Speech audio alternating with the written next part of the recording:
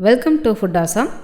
இன்றைக்கி நம்ம என்ன செய்ய போகிறோன்னா மட்டன் எலும்பு குழம்பு நம்ம பண்ண போகிறோம். இது ரொம்பவே டேஸ்ட்டாக இருக்குங்க. இதை நீங்கள் ட்ரை பண்ணி பாருங்கள். இதை தான் நம்ம இந்த வீடியோவில் நம்ம பார்க்க போகிறோம். அதுக்கு முன்னாடி எங்கள் சேனலை நீங்கள் மறக்காமல் சப்ஸ்கிரைப் பண்ணுங்கள். பக்கத்தில் இருக்க நோட்டிஃபிகேஷன் பெல்லையும் கிளிக் பண்ணிக்கோங்க. இன்றைக்கி நம்ம ப்ரெஷர் குக்கரில் தான் நம்ம பண்ண போகிறோம். ஃபஸ்ட்டு நம்ம பேன் நல்லா காஞ்சதுக்கப்புறமா நம்ம 2 டேபிள் ஸ்பூன் அளவுக்கு நம்ம நார்மலாக வீட்டில் யூஸ் பண்ணுற எண்ணெயே நம்ம யூஸ் பண்ணிக்கலாம். எண்ணெய் நல்லா காஞ்சதுக்கப்புறமா ஒரு 4 கிராம்பு போட்டுக்கலாம். ஒரு சின்ன பீஸ் அளவுக்கு பட்டை சேர்த்துக்கலாம். ஒரு நட்சத்திர பட்டை ஒன்று சேர்த்துக்கலாம். அதுக்கப்புறமா ஒரே ஒரு கருப்பு கலர் ஏலக்காய், உங்கள்கிட்ட இல்லைன்னா நீங்கள் பச்சை ஏலக்காய் கூட 2 சேர்த்துக்கலாம். ஒரே ஒரு வரமிளகாயை இந்த மாதிரி நம்ம கிள்ளி போட்டுக்கலாம். இந்த மாதிரி நம்ம கிள்ளி போட்டோன்னா நல்லா வாசமாக இருக்கும் உங்களுக்கு, அதனால தான் நம்ம கிள்ளி போடுறது. அதுக்கப்புறமா கடற்பாசி ஒரு 1/2 டீஸ்பூன் அளவுக்கு நம்ம சேர்த்துக்கலாம். அதுக்கப்புறமா நம்ம 1/2 டீஸ்பூன் அளவுக்கு நம்ம ஜீரகம் சேர்த்துக்கலாம். இது எல்லாத்தையுமே நல்லா நம்ம எண்ணெயில் வாசம் வர வரைக்கும் நல்லா நம்ம அப்படியே பொரிய விட்டுறலாம். அதுக்கப்புறமா கொஞ்சமாக கருவேப்பிலையும் நம்ம சேர்த்துக்கலாம். இந்த மாதிரி கருவேப்பிலை சேர்த்தோன்னா குழம்பு ரொம்ப வாசனையாக இருக்கும். இப்போ நம்ம போட்ட பொருட்கள் எல்லாம் நல்லா வாசம் வந்துருச்சு. இந்த டைம் நம்ம ஒரு 15லேருந்து 20 சின்ன வெங்காயம் நம்ம இந்த மாதிரி ரவுண்டாக கட் பண்ணி போட்டுக்கலாம். வெங்காயம் நல்லா பச்சை வாசனை போகணும். இந்த மாதிரி நான்வெஜ் ஐட்டம் நம்ம என்ன செஞ்சாலும் நம்ம சின்ன வெங்காயம் சேர்த்து செஞ்சோன்னா ரொம்ப டேஸ்ட்டாக இருக்குங்க உங்களுக்கு. இப்போ வெங்காயம் நல்லாவே வதங்கிருச்சு. இந்த மாதிரி கண்ணாடி பதம் வர வரைக்கும் நம்ம நல்லா வதக்கிக்கலாம்.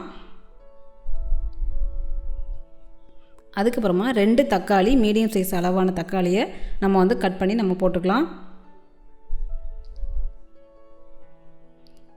இப்போ தக்காளி நல்லா நமக்கு குழைய வேகணும். இப்போது இதுக்கு இடையிலேயே ஒரே ஒரு பச்சை மிளகா 2ஆக கீறி நம்ம சேர்த்துக்கலாம்.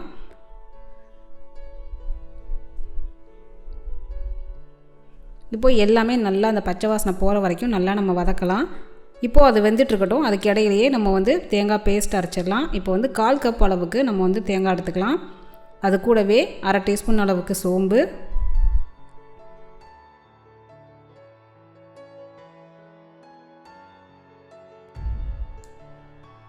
அதுக்கப்புறமா நம்ம 1/4 டீஸ்பூன் அளவுக்கு மிளகு நம்ம சேர்த்துக்கலாம். இது எல்லாத்தையுமே நல்லா நம்ம நைஸாக நம்ம பேஸ்ட்டாக அரைச்சி எடுத்துக்குவோம். இது நம்ம இப்போ சேர்க்க போகிறதில்ல, கடைசியாக தான் நம்ம சேர்க்க போகிறோம். இது கூடவே ஒரு 5-6 முந்திரி நம்ம சேர்த்துக்கலாம். முந்திரி வேண்டாம்னா நீங்கள் கசகசாவை ஒரு நல்லா 1/2 டீஸ்பூன் அளவுக்கு ஊற வச்சு நீங்கள் அரைச்சி போட்டுக்கலாம் முந்திரிக்கு பதிலாக. இப்போ தக்காளி வெங்காயம் நல்லா நமக்கு வெந்தாச்சு. இந்த டைம் நம்ம 1 டீஸ்பூன் அளவுக்கு நம்ம மஞ்சள் தூள் சேர்த்துக்கலாம். இப்போது மஞ்சள் தூள் போட்டதுக்கப்புறம் நல்லா நம்ம வதக்கியாச்சு. இப்போது நம்ம இஞ்சி பூண்டு பேஸ்ட்டு நம்ம சேர்த்துக்கலாம். இஞ்சி பூண்டு பேஸ்ட் எவ்வளோன்னா நம்ம 2 டீஸ்பூன் அளவுக்கு நம்ம சேர்த்துக்குவோம். இப்போ அதையும் போட்டுட்டு நல்லா நம்ம மிக்ஸ் பண்ணிடலாம். அதுக்கப்புறமா இப்போ நம்ம ஸ்பைஸ் பவுடர்லாம் ஆட் பண்ணலாம். இப்போ நம்ம தனி மிளகாய் தூள் நம்ம 1 டீஸ்பூன் அளவுக்கு நம்ம போட்டிருக்கோம்.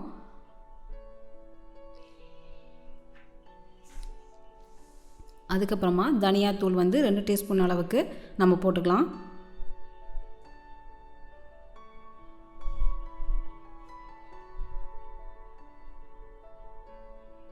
அதுக்கப்புறமா கரம் மசாலா தூள் ஒரு 3/4 டீஸ்பூன் அளவுக்கு நம்ம சேர்த்துக்கலாம். ஏன்னா நம்ம ஆரம்பத்திலேயே கிராம்பு எல்லாமே நம்ம நிறையவே சேர்த்துருக்கோம். அதனால் நம்ம கரம் மசாலா கொஞ்சமாகவே நம்ம சேர்த்துக்கலாம். இப்போ இது எல்லாமே பச்சை வாசனை போகிற வரைக்கும் நல்லா நம்ம வதக்கலாம்.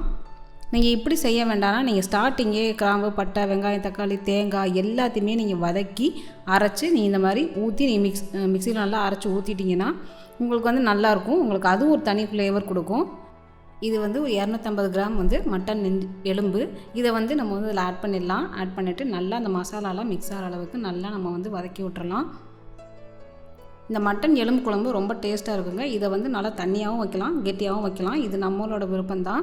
நீங்கள் ரைஸுக்குன்னா நீங்கள் நல்லா கெட்டியாக வச்சுக்கோங்க. இல்லை நீங்கள் சூப் மாதிரி குடிக்கணும் அப்படின்னா கொஞ்சம் தண்ணியாக கூட நீங்கள் வச்சு சாப்பிட்லாம். ரொம்ப நல்லாயிருக்கும்.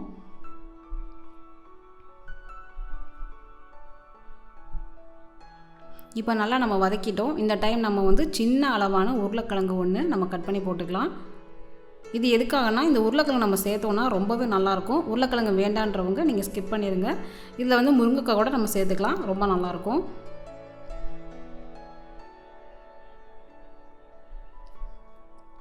இப்போது உருளைக்கிழங்கு போட்டு நம்ம நல்லா வதக்கிட்டோம். இந்த டைம் நம்ம வந்து குழம்புக்கு தேவையான தண்ணியை நம்ம சேர்த்துக்கலாம். இந்த தண்ணி வந்து ஒரு 1.5 கப் அளவுக்கு தண்ணி இருக்கும்.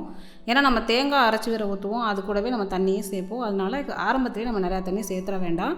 அதனால் 1.5 கப் அளவுக்கு நம்ம தண்ணி சேர்த்துக்கலாம். இப்போது நம்ம வந்து குழம்புக்கு தேவையான உப்பு நம்ம சேர்த்துக்கலாம்.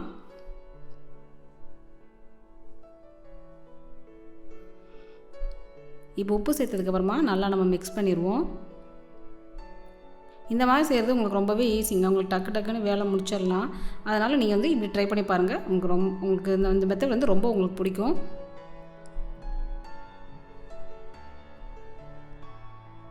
இப்போ நம்ம உப்பு போட்டதுக்கப்புறமா கொஞ்சமாக கொதிக்க ஆரம்பிச்சிருச்சு. இந்த டைம் நம்ம வந்து அரைச்சி வச்சுருக்கிற தேங்காய் பேஸ்ட்டை இதில் நம்ம வந்து சேர்த்துடலாம். இப்போ நம்ம ஜாரில் கொஞ்சமாக தண்ணி ஊற்றி அதையும் மிக்ஸ் பண்ணி ஊற்றிடலாம்.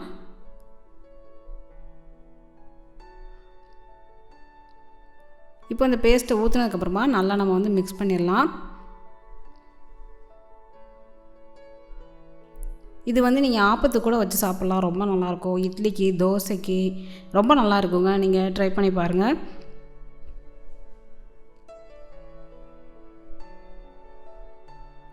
இப்போது கொதிக்க ஆரம்பிச்சாச்சு. இந்த டைம் நம்ம வந்து 2-3 கருவேப்பிலையை நம்ம சேர்த்துக்கலாம்.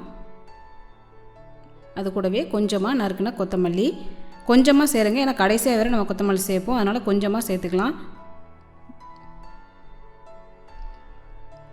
இப்போது நல்லா கொதிக்குது. இந்த டைம் நீங்கள் உப்பு காரம் எல்லாம் நீங்கள் செக் பண்ணிவிட்டு நீங்கள் வந்து குக்கரை நீங்கள் க்ளோஸ் பண்ணிடலாம். இப்போ நம்ம மூடி போட்டு நல்லா க்ளோஸ் பண்ணிடுவோம். இப்போது நம்ம வந்து 5லேருந்து 6 விசில் வச்சு நம்ம இறக்கிக்கலாம். இப்போ நம்ம வெயிட்டும் போட்டாச்சு.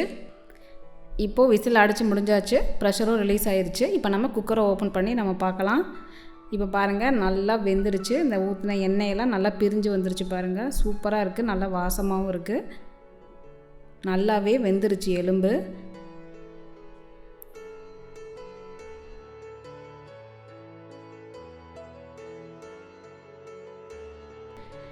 இப்போ நம்ம கடைசியாக கொஞ்சமாக நறுக்குன கொத்தமல்லியை நம்ம சேர்த்துக்கலாம்.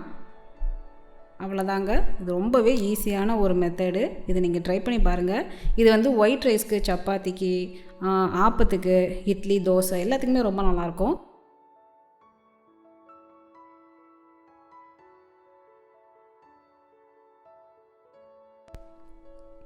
இப்போ நமக்கு சூப்பரான சுவையான மட்டன் எலும்பு குழம்பு தயாராகிருச்சு. இதை நீங்கள் செஞ்சு பார்த்துட்டு எனக்கு கமெண்ட் பண்ணுங்கள். இந்த வீடியோ பிடிச்சிருந்ததுன்னா உங்கள் ஃப்ரெண்ட்ஸுக்கு நீங்கள் ஷேர் பண்ணுங்கள், லைக் பண்ணுங்கள். நன்றி.